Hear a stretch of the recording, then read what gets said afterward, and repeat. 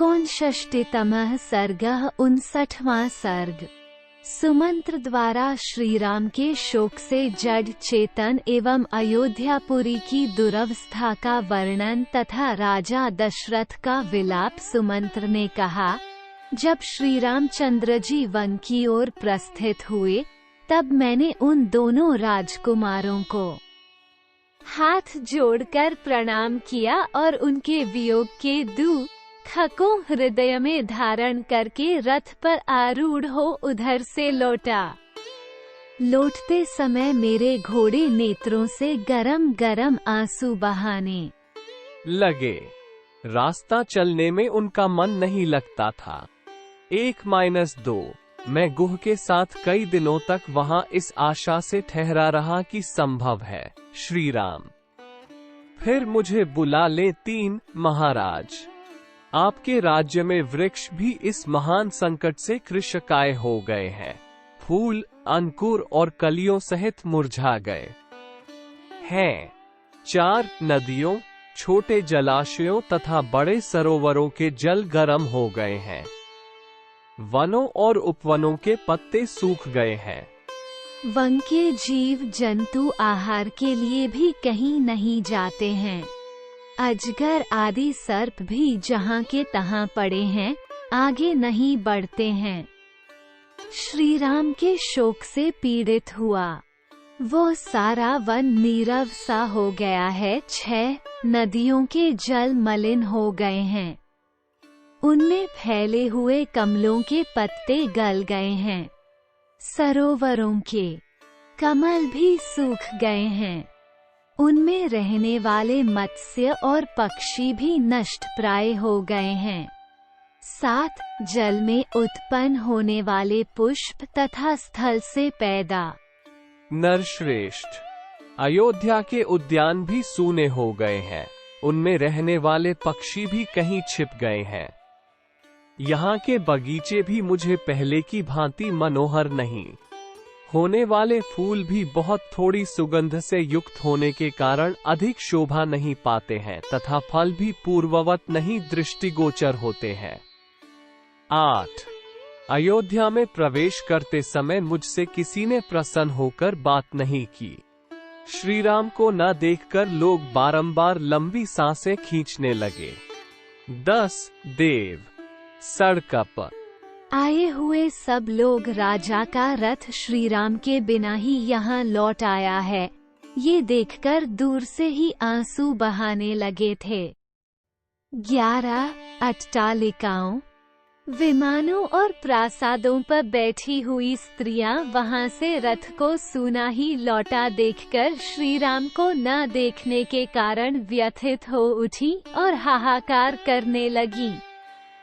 12 उनके कज्जल आदि से रहित बड़े बड़े नेत्र आंसुओं के वेग में डूबे हुए थे। वे स्त्रियां अत्यंत आर्त होकर अव्यक्त भाव से एक दूसरी की ओर देख रही थीं। शत्रुओं, मित्रों तथा उदासीन मध्यस्थ मनुष्यों को भी मैंने समान रूप से दुखी देखा है। किसी के शोक में मुझे कुछ अंतर नहीं दिखाई दिया है। 14 महाराज, अयोध्या के मनुष्यों का हर्ष छिन गया है। वहां के घोड़े और हाथी भी बहुत दुखी हैं। सारी पुरी आर्तनाद से मलिन दिखाई देती है। लोगों की लंबी लंबी सांसें ही इस नगरी का उच्छ्वास बन गई हैं। यह अयोध्यापुरी श्री राम के वनवास से व्याकुल हुई पुत्र वियोगिनी कौसल्या की भांति मुझे आनंद शून्य प्रतीत हो रही है। 15-16 सूत, जो पापी कुल और पापपूर्ण देश में उत्पन्न हुई है तथा जिसके विचार भी पाप से भरे हैं, उस कैकेयी के कहने में आकर मैंने सलाह देने में कुशल वृद्ध पुरुषों के साथ बैठकर इस विषय में कोई परामर्श भी नहीं किया। 18 सुहृदों, मंत्रियों और वेदवेताओं से सलाह लिए बिना ही मैंने मोहवश केवल एक स्त्री की इच्छा पूर्ण करने के लिए सहसा यह अनर्थमय कार्य कर डाला है। सुमंत्र। होनहारवश ये भारी विपत्ति निश्चय ही इस कुल का विनाश करने के लिए अकस्मात आ पहुंची है। 20 सारथे, यदि मैंने तुम्हारा कभी कुछ थोड़ा सा भी उपकार किया हो तो तुम मुझे शीघ्र ही श्री राम के पास पहुंचा दो। मेरे प्राण मुझे श्री राम के दर्शन के लिए शीघ्रता करने की प्रेरणा दे रहे हैं।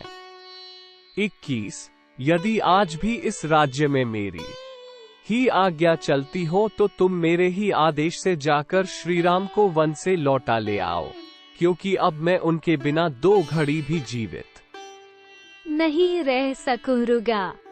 22 अथवा महाबाहु श्री राम तो अब दूर चले गए होंगे, इसलिए मुझे ही रथ पर बिठाकर ले चलो और शीघ्र ही राम का दर्शन कराओ।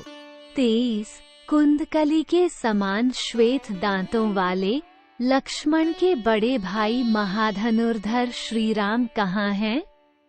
यदि सीता के साथ भली भांति उनका दर्शन कर लूं, तभी मैं जीवित रह सकता हूँ। 24 जिनके लाल नेत्र और बड़ी बड़ी भुजाएं हैं तथा जो मणियों के कुंडल धारण करते हैं, उन श्री राम को यदि मैं नहीं देखूंगा तो अवश्य यमलोक को चला जाऊंगा। 25 इससे बढ़कर दुख की बात और क्या होगी कि मैं इस मरणासन अवस्था में पहुंचकर भी इक्ष्वाकु कुलनंदन राघवेंद्र श्री राम को यहाँ नहीं देख रहा हूँ। 26 हाँ राम, हाँ लक्ष्मण, हाँ विदेह राजकुमारी तपस्विनी सीते, तुम्हें पता नहीं होगा कि मैं किस प्रकार दुख से अनाथ की भांति मर रहा हूँ। 27 राजा उस दुख से अत्यंत अचेत हो रहे थे, अतः वे उस परम दुर्लंघ्य शोक समुद्र में निमग्न होकर बोले। 28 देवी कौसल्य, मैं श्री राम के बिना जिस शोक समुद्र में डूबा हुआ हूँ, उसे जीते जी पार करना मेरे लिए अत्यंत कठिन है। श्री राम का शोक ही उस समुद्र का महान वेग है। सीता का बिछो ही उसका दूसरा छोर है। लंबी लंबी सांसें उसकी लहरें और बड़ी बड़ी भंवरें हैं। आंसुओं का वेग पूर्वक उमड़ा हुआ प्रवाह ही उसका मलिन जल है। मेरा हाथ पटकना ही उसमें उछलती हुई मछलियों का विलास है। करुण क्रंदन ही उसकी महान गर्जना है। ये बिखरे हुए केश ही उसमें उपलब्ध होने वाले सेवार हैं। कैकेयी बड़वानल है। वह शोक समुद्र मेरी वेगपूर्वक होने वाली अश्रुवर्षा की उत्पत्ति का मूल कारण है। मंथरा के कुटिलतापूर्ण वचन ही उस समुद्र के बड़े बड़े ग्राह हैं। क्रूर कैकेयी के मांगे हुए 2 वर ही उसके 2 तट हैं तथा श्रीराम का वनवास ही उस शोक सागर का महान विस्तार है। 29-32 मैं लक्ष्मण सहित श्रीराम को देखना चाहता हूँ, परंतु इस समय उन्हें यहाँ देख नहीं पाता हूँ। यह मेरे बहुत बड़े पाप का फल है। इस तरह विलाप करते हुए महायशस्वी राजा दशरथ तुरंत ही मूर्छित होकर शैया पर गिर पड़े।